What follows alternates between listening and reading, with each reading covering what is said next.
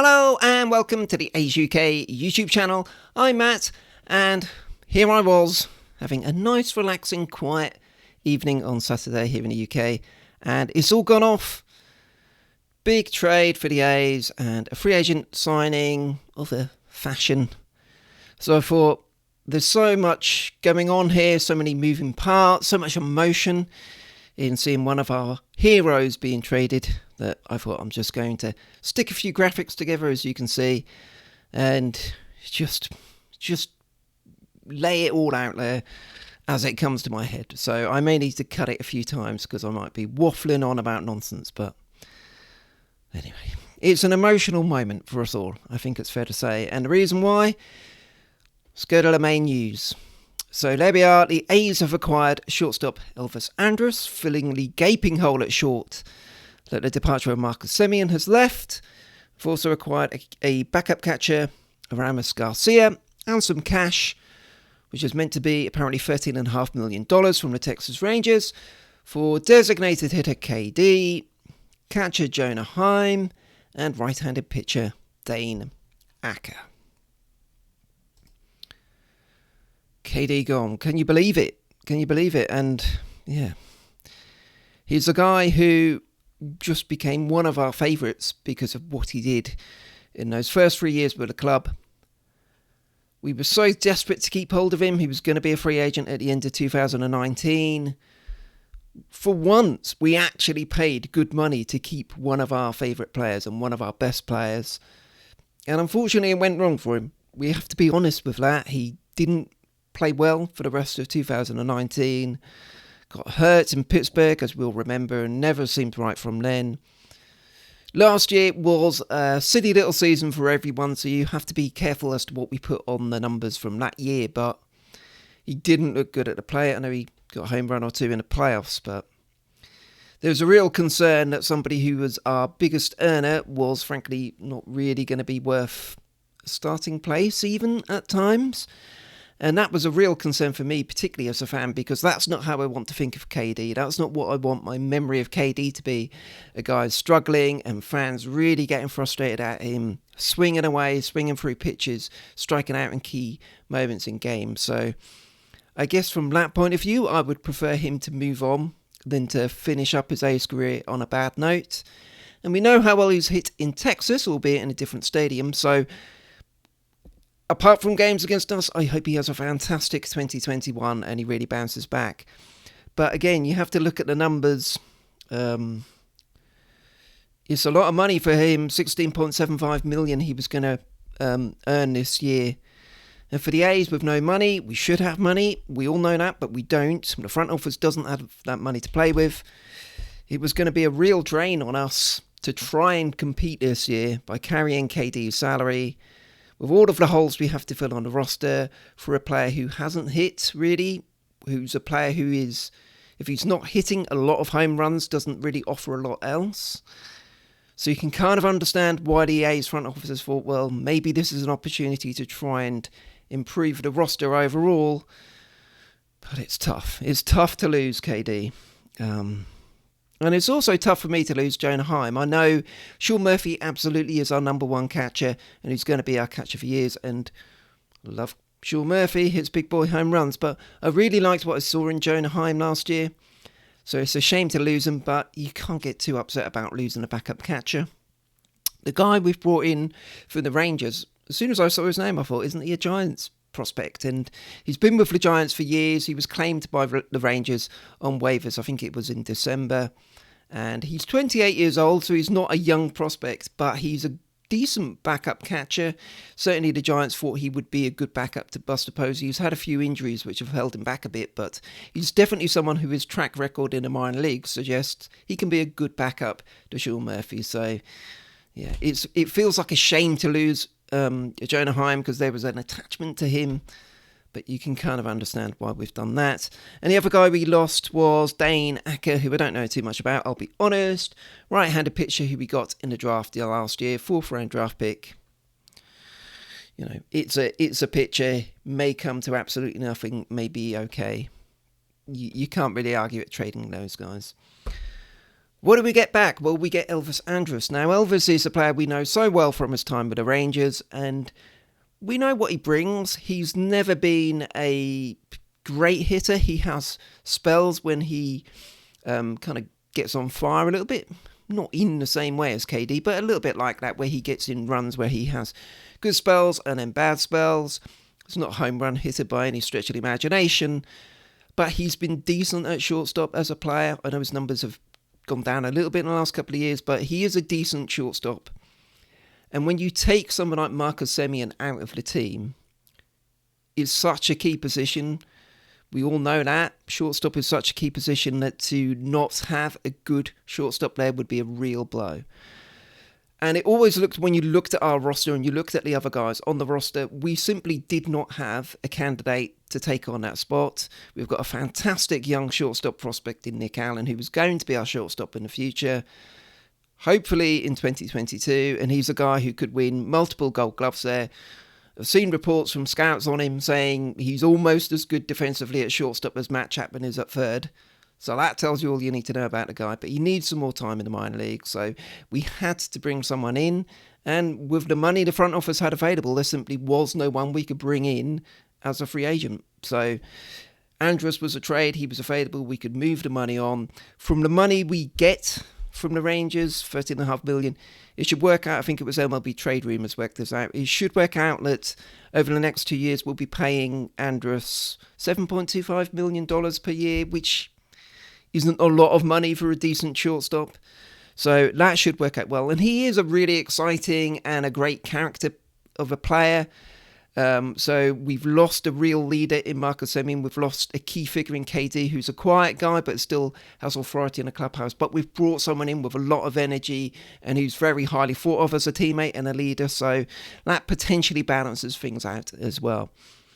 So, yeah, it feels like a shame, but with the roster we have, we've now got a good everyday shortstop, and the other options we have on the roster, whether it's a bit of Chad Pinder, a bit of Tony Kemp, whoever else, well, maybe Sheldon Noisy coming back up again, we've got people who can man second base. I think we're fine with second base. What we needed to do was solve the issue at shortstop, and that's what we've done. So, yeah, we've had to lose KD to do it, and we've lost Jonah to do it, but if the A's are going to have any chance this year of competing, bearing in mind Matt Chapman, Matt Olson both now have 3 years left, so this could be the final season before they've got 2 seasons left. Do we look at maybe trading one? I mean, that's a whole world of desperation and horror that we may have to face as A's fans, but if this is going to be the year, then you need to fill shortstop, and a way to do that is to trade KD, I guess, and get the money. So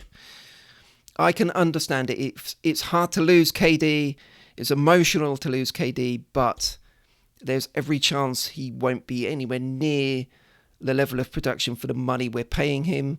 And when we have so little money, we just can't afford to do that. So it's tough. I wish KD had got back to his normal self last year and been fantastic, and we could have had one final great year of KD crushing it all over the place. But that wasn't to be. There isn't a lot of hope necessarily that he's going to do that. He could do, and I really hope he does, as I mentioned earlier. But yeah, it makes sense. It's hard, but it makes sense.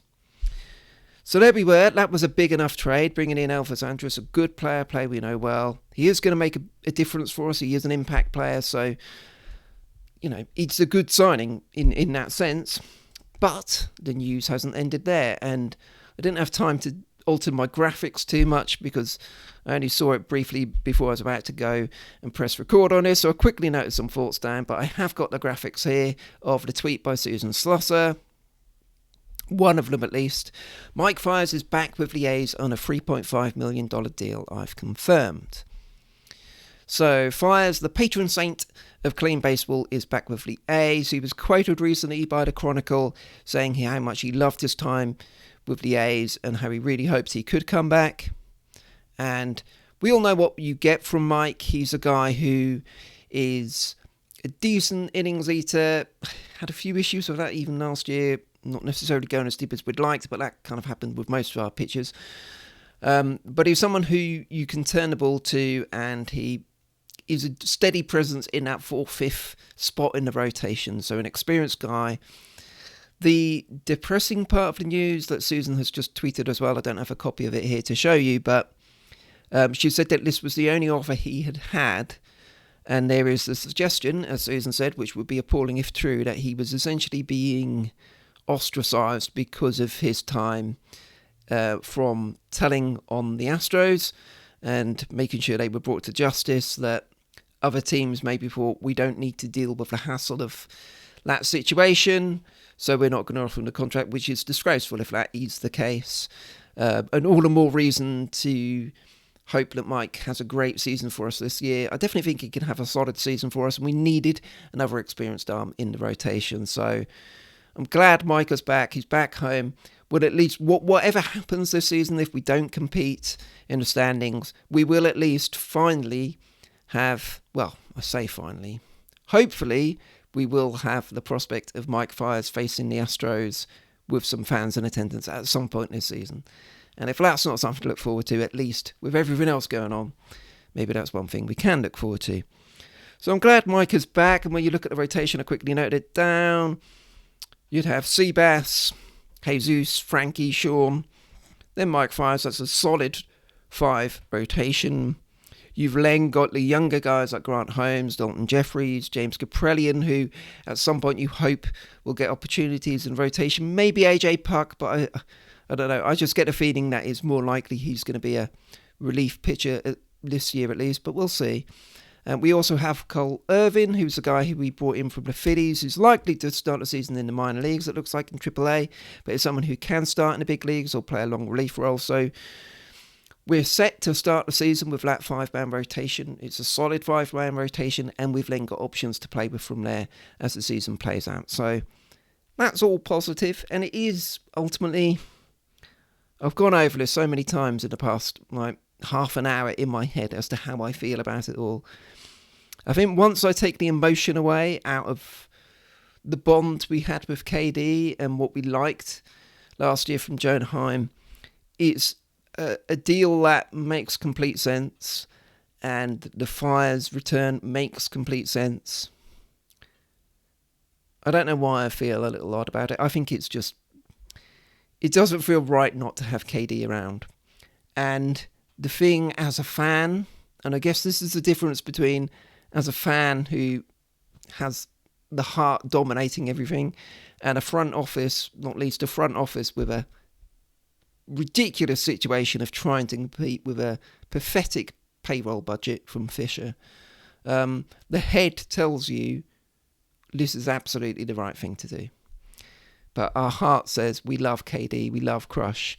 We wanted to hold out hope that he would come back. The front office looked at what he'd done in the past year and a half and said, it doesn't look likely. And even if he does kind of get near what he was, with our budget, that's still not worth the money we're going to pay him. So moving on, solving the shortstop position, it all makes sense. It makes sense. The head says it makes sense. The heart says... I wish KD was still an A. The only thing I'll say, just to come back to it again, and I know I'm rambling. I'm sorry I'm rambling. But everything we've seen from Elvis Andrus is that he's a real fun player. So I hope, this is my big hope, that once we get into the season and we see Elvis out there day in, day out, we'll grow to love Elvis as an A just as much as some of the other players. So, yeah. We'll see. But it's emotional. Let me know what you think in the comments as well. I'll put a link to it on Twitter too. So I'm sure my phone's been going off. Dom and Hannah and others have been sharing their thoughts. It's an emotional moment to lose KD. And it's hard to really come together on it. But yeah, let me know your thoughts. Stick them in the comments. And hopefully, this actually will work out well for the A's. We can all... hope that we can all lament the fact that John Fisher's bloody tightness and disgraceful acts as an owner puts the front office in this position where they're having to make these decisions. But we are where we are. The front office has made a move, and it makes sense. That's the answer, isn't it? It makes sense, and that's where I'll end this. Thanks a lot for watching. Don't forget to follow us across all of the social media stuff at Oakland A UK. We'll be doing another podcast we're recording very soon for our A's UK podcast. We'll be talking a lot more about KD, I'm sure. So do look out for that one. And thanks a lot for watching the video.